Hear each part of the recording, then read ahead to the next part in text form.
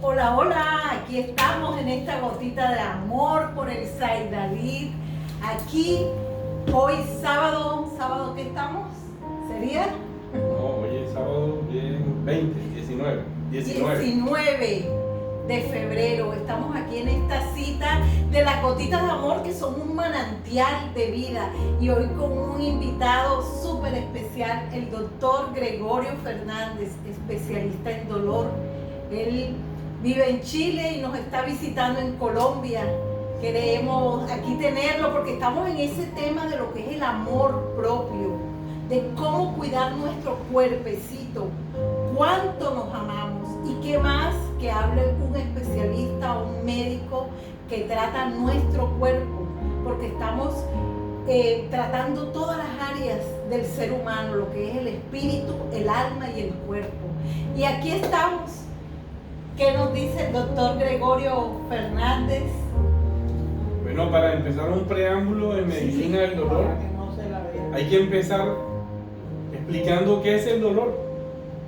El dolor es una experiencia, y yo diría en mi experiencia la suma de experiencias, descritas en términos de un daño real o potencial, o descrita en términos de tal daño. Es decir, tiene una definición muy subjetiva y le caben muchas cosas. Así es. Los olores desagradables, las visiones desagradables, y hago el énfasis porque es lo que vemos, no lo que nos imaginamos. Pueden tener redundar en nuestra vida, generando dolor en nuestro cuerpo físico. Esa suma de experiencias, buenas, malas y desagradables, pueden repercutir de una manera que todavía no entiende la ciencia sobre la forma en que nuestro cuerpo va a expresar una queja o un dolor. De cómo se expresa. Y pensando en esa parte espiritual y en nuestra parte de nuestras creencias, decimos lo que creemos cuando Jesús vino, que dice Jesús se lleva los dolores, las enfermedades en la cruz, ¿verdad? Eso es lo que nosotros creemos y por fe somos sanos, por fe aplicamos esto. La fe hace muchas veces que nos levantemos de la cama, que combatamos el dolor que aún físicamente estamos sintiendo. Esa es una parte de creer, de creencia. La parte espiritual dice, Él se llevó nuestras enfermedades, las llagas en la cruz, el dolor.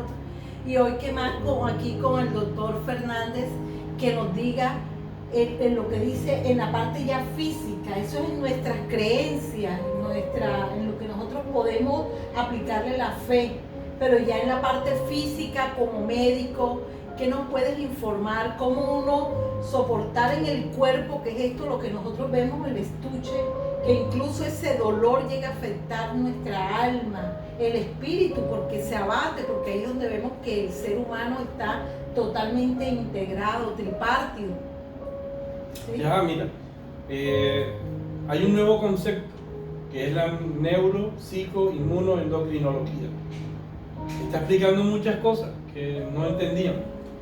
Gracias al advenimiento de la biología molecular, también hemos redescubierto situaciones en nuestro cuerpo que no conocíamos, como la irritación neuronal.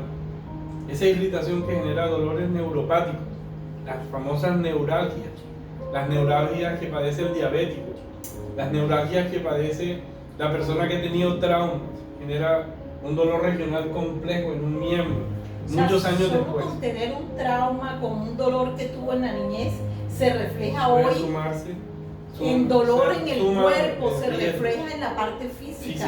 Sí, claro que sí. Es lo que le está pasando a Alicia de Fernández, papá de por ejemplarizar, tuvo un caso de un profesor muy entregado a sus clases, con sus estudiantes. Un día descubre a un alumno de él que sentía como un hijo, fumando drogas, haciendo cosas indebidas.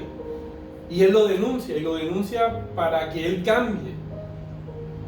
Lo llevan a la rectoría, a la disciplina, en fin. Y este muchacho, de agradecido, lo esperó en la calle y lo apuñaló.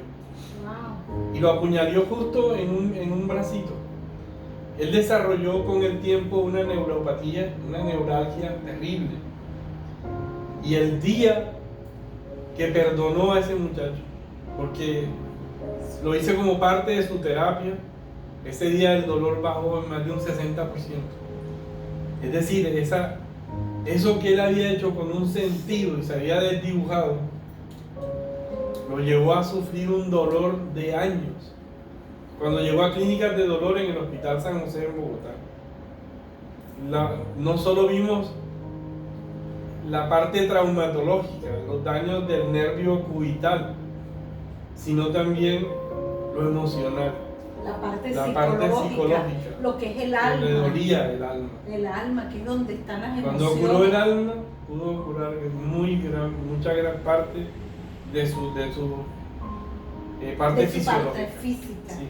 Qué interesante, ahí podemos ver si tenemos un dolor en el cuerpo, como les he dicho, cómo tratamos nuestro cuerpecito. Sabemos que si tenemos esos dolores de infancia, esos traumas, algo, y son síntomas. Yo pienso que cuando uno se le presenta un dolor en la vida permanente de algo, uno debe atacar todos los frentes, como dijiste al principio, varias especializaciones. ¿Cómo fue que dijiste? Que era... Está involucrado muchos factores. La parte psicológica. O sea que es bueno uno siempre atacar todas las partes, todo, para uno tener la conciencia clara y poder colocarle remedio, como cuentas ahí del caso sí. Que era algo de su niñez que tenía, que lo habían atacado, ¿no? Sí, sí, o sea, hay muchos ejemplos, o sea, que nos han llevado a la comprensión, o a un atisbo de comprensión de que todo mi cuerpo emocional incide en la forma y la manera que yo voy a expresar un padecimiento corporal. Es como la mayor conclusión con lo que les puedo ayudar. Sí, de hecho, se han hecho estudios con personas, digamos, budistas. Se hizo un ejemplo con resonancia magnética nuclear. A esta persona se le ponía una presión en los dedos y por ponerle una cifra era de 1 a 5, y cuando iban en 2, 3, las personas del común no soportaban la molestia y retiraban la mano. Y en la resonancia magnética se veía una flama que iba de amarillo a rojo, y entre más rojo era la mayor intensidad de sinapsis cerebral en las áreas del cerebro que tienen que ver con el dolor. Cuando pasaron a esta persona, a este monje tibetano, le hacían la presión. Cuando iba en 5, que ya una persona le iba a estallar el dedo, él no aquejaba dolor. Detuvieron la prueba porque podían causarle daño corporal y le preguntaron: ¿usted cómo lo hizo para no sentir dolor? Y él dijo: yo apagué la flama. Yo me concentré en apagar la flama. Lo que él veía en ese dibujo, él se concentraba en apagarlo. Es decir, él estaba apagando su sinapsis cerebral. En un curso de medicina del dolor, un neurocirujano en Estados Unidos compartió una experiencia. Un niño con cáncer, con un tumor cerebral, él ya no tenía más soluciones que brindarle y era inoperable. Este niño jugaba mucho Nintendo y destruía ya unas navecitas. Y este neurocirujano le dijo: papi, esas naves son el tumor, destrúyelas. Y el niño, cuando jugaba, destruía el tumor. Con el tiempo su resonancia magnética mejoró, con disminución del tamaño tumoral. Estas cosas no tienen una explicación científica, pero hay que contarlas. Exactamente. En el Hospital San José, en el año 96, siendo yo estudiante, hace poquito además, hace poquito. Tienes muchas anécdotas, Gregorio. Muchas, espectacular. El jefe del departamento de urología, yo era interno, estaban los residentes mayores, médicos, especialistas, coloca unas imágenes y empieza a preguntar qué ven ahí. Pues era evidente que había una masa tumoral en un riñón. Dijo: ¿y si yo les muestro estas imágenes ahora que ven ahí? Y no se veía nada. Entonces después preguntó: ¿qué creen ustedes que fueron primero? ¿Las imágenes que mostré primero o las imágenes que mostré de segundo? Y las primeras fueron las que mostró de segundo. pero no dejaba ver la fecha. Entonces empieza a discernir en torno a eso y dice, mire, estas son las imágenes segundas, donde ya no hay tumor. Y contó, la señora que está ahí esperando, cuando le salió esta imagen, dijo que ella estaba muy ocupada para tener cáncer. Me dijo que yo era un bruto, que yo no sabía leer esas cosas, y se fue. Y hoy viene a traerme las nuevas, donde ya no tiene cáncer. ¿Qué pasó ahí?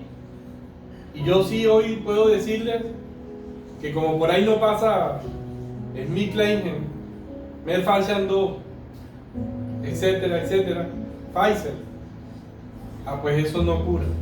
Pero sí que de verdad hay algo en nuestro ser interno que mueve cosas.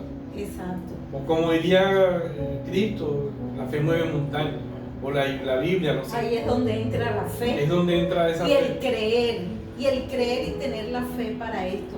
Hay algo también que yo oí una vez, cuando el dolor es muy fuerte, y lo he visto en muchos casos, tanto físico como emocional, en el instante no se siente. Me contaba un muchacho que perdió la pierna, que se iba a montar a un bus y con el torniquete se le voló. Le dije, me imagino lo que te dolió. No se sentía dolor. Y yo pienso también que cuando hay un dolor muy fuerte emocional, que fallece alguien que uno quiere, o un dolor que impacta, uno queda como que en cero. El dolor queda como en cero. Sí. ¿Sí? ¿Qué te puedo explicar de eso? Lo voy a explicar con un ejemplo. Esto se me ocurrió a mí hace poco tiempo. Estando en consulta, había lo que se denominaba el miembro fantasma.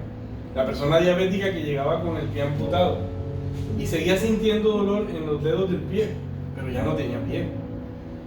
Se me ocurrió ponerles un espejo y que se miraran ahí antes de entrar a la consulta. Cuando ellos se miraban ahí, lo que pasaba es que el cerebro miraba la imagen invertida y se les quitaba el dolor. Porque no hay un miembro fantasma, hay un dolor real que está en el homúnculo cerebral. Pero al hacer sinapsis con las neuronas del otro lado, se disipaba el dolor. La persona que cuenta el cita, cuando se le amputan estos miembros en la guerra, en todos estos temas traumáticos, lo primero que el paciente comenta no es dolor, es una impresión de haber perdido algo Como de un sí. impacto que queda en cero, ¿verdad? Shock. Un shock, esa Y es la palabra correcta. el cerebro lo que hace es que las neuronas del mesencéfalo son capaces de bloquear toda esa ondanada química de dolor y frenarla en los ganglios de la base. Porque el problema no es el dolor, sino haber perdido parte de mí. Y esa impresión bloquea las señales del dolor.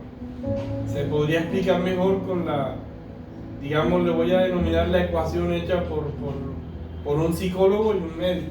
Escribieron el libro El Tratado del Dolor, que fueron Ronald Melzer y Patrick Wall.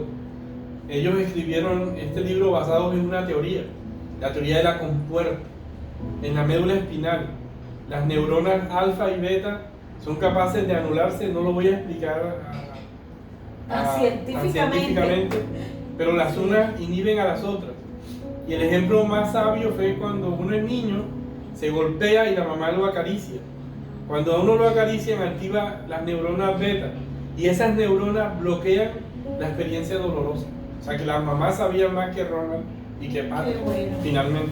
Fíjense la importancia de la caricia, del amor. Y el amor. El transmitir amor desde niño, pienso que te va a dar como una seguridad después, ¿verdad? Sí. Para esos tiempos de dolor. Y hablamos también del dolor cuando dice físico, pero eso le pasa a mucha gente en funerales, que se le muere alguien bien importante y están en shock, no siente el dolor todavía, sino con el tiempo, cuando va como ya asimilándolo y tomándolo, es que viene el dolor en sí. Hay otra cuestión también, el temor. Pienso que cuando la persona se llena de temor, le da más cabida al dolor. Claro que sí. ¿Sí? Sí. Que el temor hace que se debilite también. Se le bajan las defensas, siente pánico, siente temor, y entonces viene más el dolor en el físico. Vienen más. Y se pierde la fe, porque hay dos caminos, la fe y el temor. Y uno escoge. Y si uno le da cabida al temor, pues lógicamente va a tomar más la enfermedad, el dolor, todo lo que venga va a tomar, como los ejemplos que tú has dado, los casos que has tenido. Sí.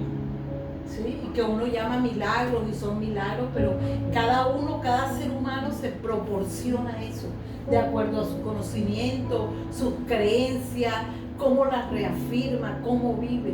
Entonces sí es tan importante todo esto, ¿ah? Para mantener el equilibrio, Sí. para soportar todo lo que viene y lo que los seres humanos afrontamos, el dolor, la enfermedad, todo lo que nos viene y que es natural que todos lo vivamos, pero vivimos llenos de temor y queremos estar como en una cápsula que no nos pase nada, pero es imposible, ¿no? Ya. Sí, eso hay que tener claro 3 aspectos: dolor, nocicepción y sufrimiento. Son sinónimos, pero son diferentes. No es lo Dice mismo cada el uno dolor. que no, sí, Nocicepción dinos qué es, por son las favor. vías descritas por Alfred Sherrington en 1903. Fue el primer médico que dijo que para que hubiera dolor tenía que haber un órgano.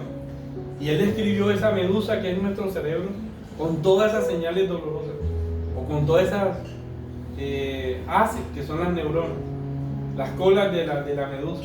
Como las 60 ramificaciones. años después recibió premio Nobel de Medicina, post-mortem. Ya estaba Porque muerto. ya había muerto, nadie le creyó. Nadie Pero me es el creyó. padre de la medicina del dolor para mí, en mi interior. Nos legó mucho. Esa nocicepción son todas esas vías que él imaginó. Hoy las podemos describir en 4 palabras grandes, ¿ves? Que no vienen al caso. Pero nocicepción es la forma, la manera en que el ser humano percibe el dolor. Es la transducción de nuestras neuronas. Es la modulación. Es superar la barrera del hipotálamo. Y es la forma en que yo percibo. Entonces sería traducción, cómo se traduce; transmisión, cómo se transmite; modulación, cómo modulamos el dolor en el hipotálamo; y la percepción, que es la manera en que individualmente podemos expresar el dolor individual, porque la experiencia es individual. Hay quienes dicen, a mí lo mismo, yo ni me quejé, a mí me saca una muela sin anestesia. Ah, pues te felicito. Cada persona tiene un nivel de percepción diferente. Digamos, esto es hilar más fino, pero nocicepción básicamente es eso. Sufrimiento, el dolor de decirle a una madre o un padre, tu hijo se murió. Sí. Eso es un dolor inmenso que solo lo recibe el alma. Y solo cada quien lo vivirá desde su experiencia. Exacto. Y es dolor, pero es sufrimiento.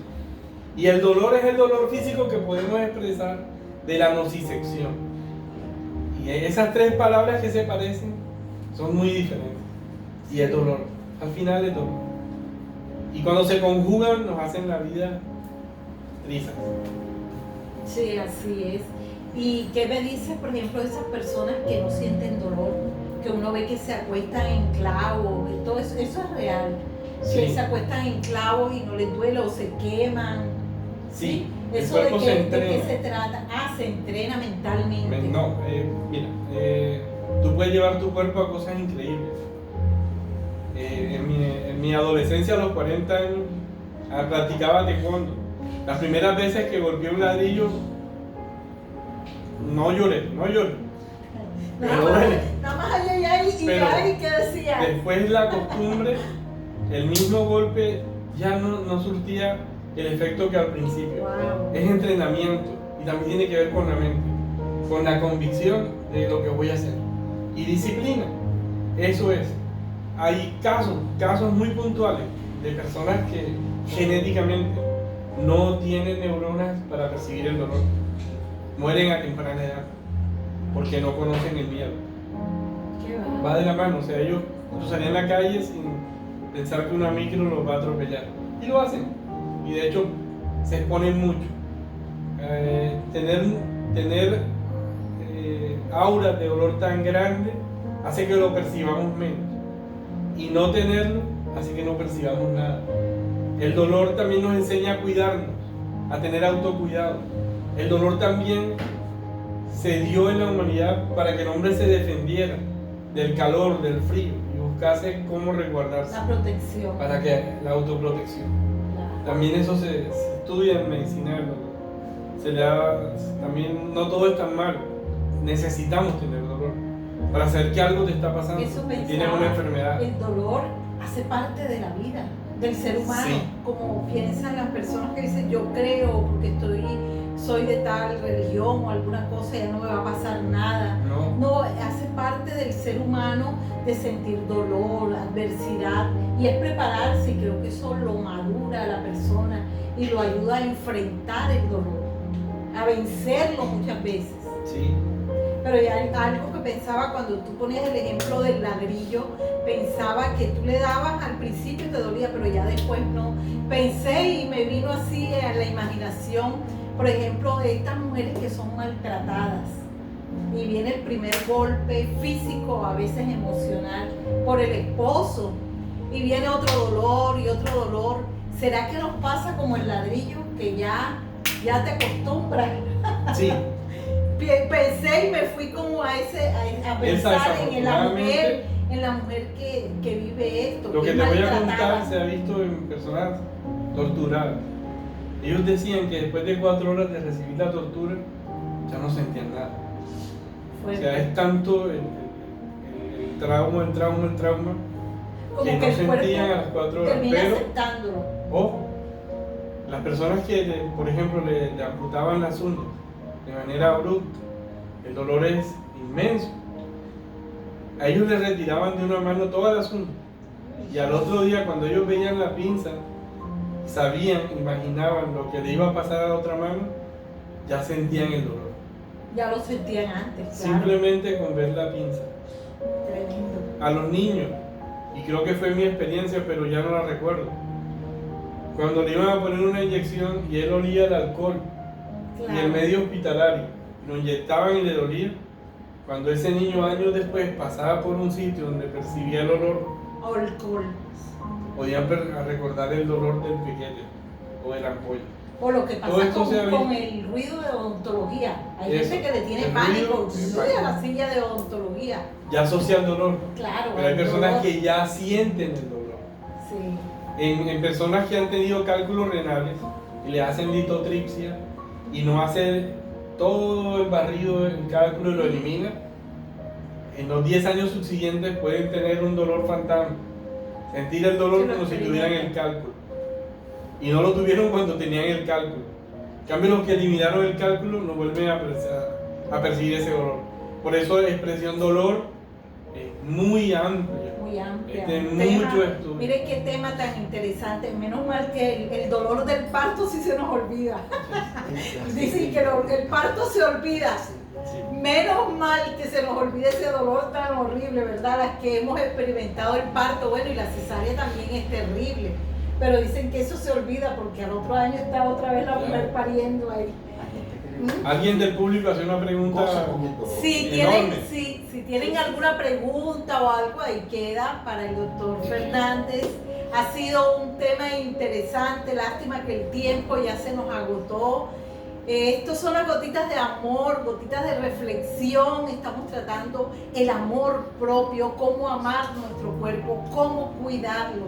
Y esta mañana en el audio pasamos el 8º propósito para el 2022 y es cómo lograr nuestras cosas materiales, porque ya hemos pasado el propósito con nuestros padres, el propósito espiritual con nuestro cónyuge, con los hijos, en la parte laboral, y llegamos a lo último que son los anhelos materiales, que sí los podemos anhelar, y si nosotros los escribimos en la agenda, nos proponemos y qué voy a hacer para lograrlo, porque no es solo escribirlo y ya, sino qué voy a hacer para lograr el carro que quiero, cómo lo quiero, la casa, el vestido, todo esto, porque es importante los anhelos materiales y vivimos en un alrededor que merecemos, los merecemos, así como estamos hablando de amor propio.